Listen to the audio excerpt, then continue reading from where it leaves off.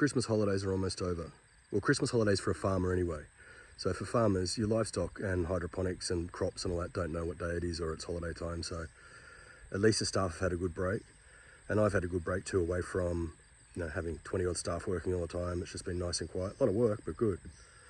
But this morning we've got one of these really cool, uncharacteristic mornings at quite strange weather. And I know in Australia you guys have had massive rain and floods and things like that, so you're no stranger to bad weather at the moment.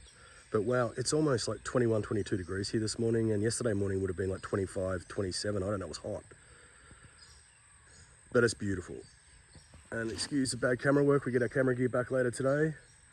And it's maintenance today. That's the other joyful thing about having a property.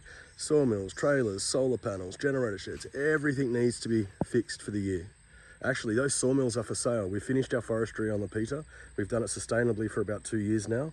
And now it's time to let the trees grow back, and my son Sean can log the area in 40 years. So yeah, good for him.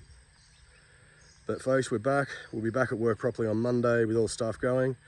And yeah, welcome to 2024, and come over to Lapita, and don't forget we've got our 2 little rent houses down there. Sorry, holiday let houses, Airbnb. You can't see them clearly. I'll try and zoom in a bit.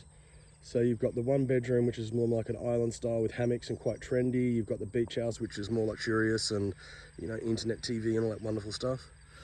But yeah, we're back for 2024. And it's a beautiful start to the year. I mean, this is one thing here that'll never get old. The sunrise through the coconut trees, the hydroponic shed stuck in the back there. It's just a beautiful walk every morning. And when you live here, you can do those walks too. The plantation's open for all guests. So here we go.